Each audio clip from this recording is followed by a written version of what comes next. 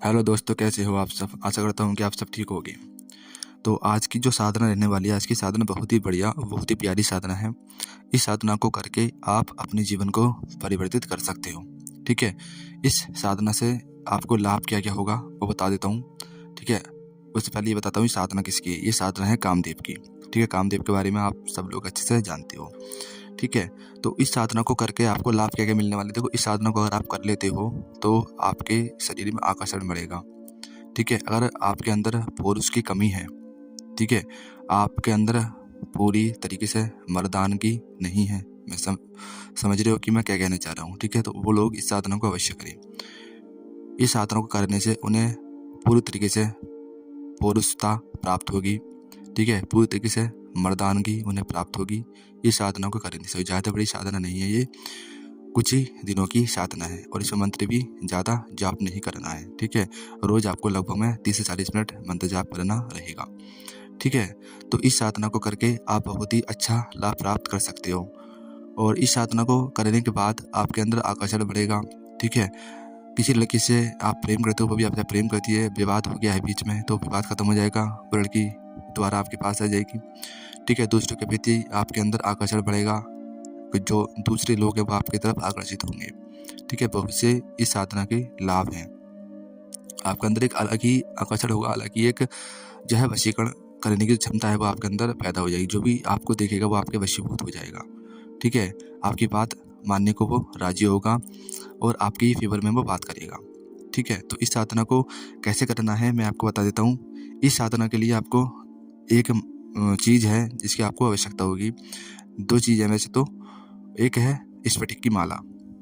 ठीक है, जिससे आपको जाप करना है, जो कि पूर्णतः प्राण प्रतिष्ठित होनी चाहिए। दूसरा लेना है आपको एक जो भोजपत्र आता है ना, 10 रुपये का भोजपत्र आपको किसी भी दुकान पर मिल जाएगा। ठीक है, वहाँ से आप भोजपत्र ले लेना और एक केसर की आपको आवश्यकता होगी। ठीक है, तो इस साधना को जो आप शुरू करोगे, इस साधना को शुरू कर सकते हो आप शुक्र के दिन शुरू कर सकते हो या रविवार के दिन इस साधना को आप शुरू कर सकते हो। ठीक है, और इसमें जो आपको दिशा रखनी है, यानी कि उत्तर दिशा रखनी है। उत्तर की तरफ को आपका मुख रहेगा।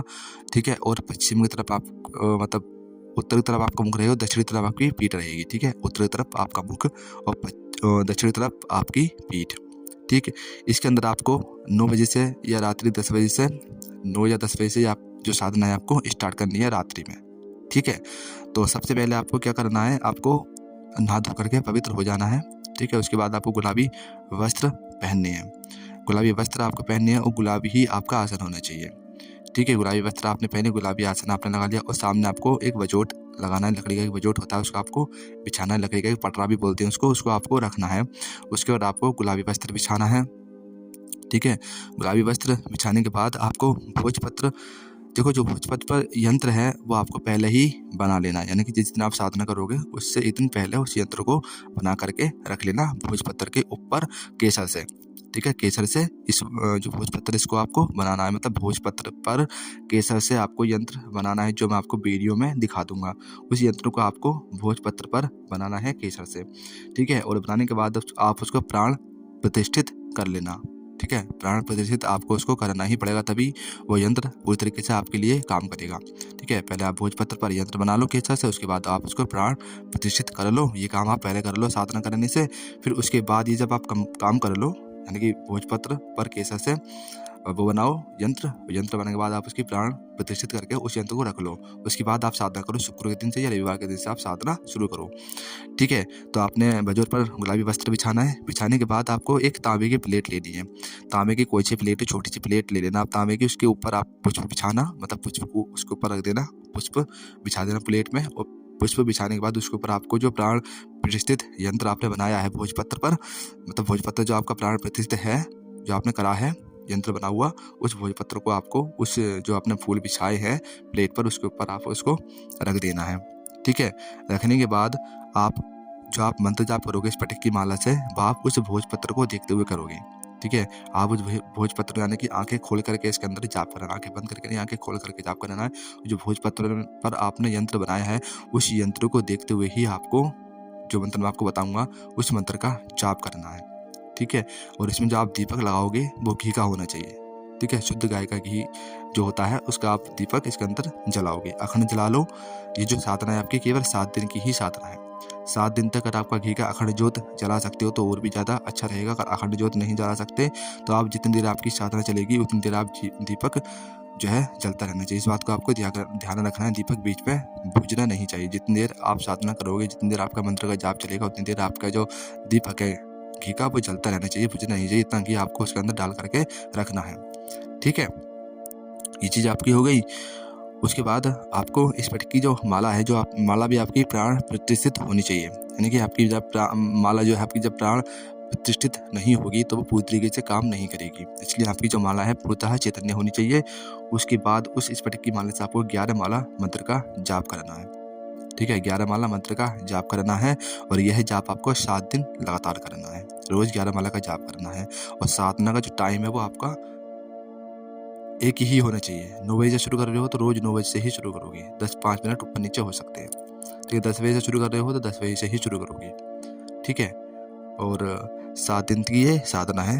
ज़्यादा इसमें ऐसा नहीं है कि किसी आपको 11 दिन साधना करनी पड़ेगी, नहीं, 7 दिन की ही केवल साधना, 11 माला ही इसमें मंत्र जाप है।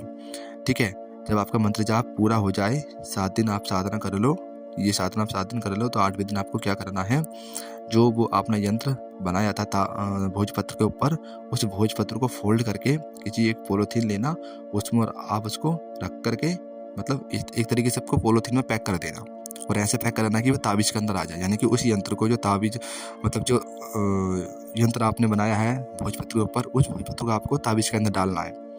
अब उसको ऐसे डालना कि आप नहाओ तो भोजपत्र गले ना, ठीक, खराब ना हो, तो उसको पहले एक पॉलीथीन में पैक कर लेना सही करके। पैक करने के बाद फिर उस पॉलीथीन में जो आपने पैक कराया ना भोजपत्र, उसी को आपको ताबीज़ के अंदर डाल देना है। ठीक है, उसके बाद उस ताबीज़ को आप गले में धारण कर सकते हो या अपनी बाजू पर भी बांध सकते हो। तो इसमें आप नहाओगे धोगे तो उसके अंदर पानी भी जाएगा तो कोई भी दिक्कत वगैरह यंत्र को नहीं होगी। ठीक है, और साधना शुरू करने से पहले सबसे पहले आपको संकल्प लेना है कि आप किस उद्देश्य से यह साधना कर रहे हो। जो आप मतलब किसी को आकर्षित करने के लिए कर रहे हो, अपना आकर्षण बढ़ाने के लिए कर रहे हो, पूरी तरीके से पौरुषता प्राप्त करने के लिए कर रहे हो, मर्दान की प्राप्त करने के लिए कर रहे हो, या आप किसी लड़की से प्रेम करते हो, मतभेद हो गया बीच में, उसको प्राप्त करने के लिए कर रहे हो, अपने शरीर का आकर्षण बढ़ाने के लिए कर रहे हो, वशीकरण करने के लिए कर रहे हो, किस लिए ये साधना कर रहे हो, संकल्प पहले आपको लेना पड़ेगा। ठीक है, और देखो इस साधना में आप संकल्प ऐसे भी ले सकते हो, जैसे कि मान लो आप इस साधना को करोगे, इस साधना को करने के बाद में जैसे आप ताबीज़ अपने गले में बाजू में धारण कर लोगे तो उससे आपको एक फ़ायदा और होगा कि जैसे अप्सरा है, हेक्षणी है, ठीक है, और आपकी पिशाचिनी वगैरह हो गई और आपकी और भी जो शक्तियाँ होती हैं उनकी अगर आप साधना करो तो उसमें आपको तीव्रता से अनुभव आएंगे, क्योंकि आपके अंदर पूरी तरीके से पौरुषत्व होगा। ठीक है, तभी अच्छे तरीके से आपके अनुभव भी आपको वो साधना में प्राप्त होंगे।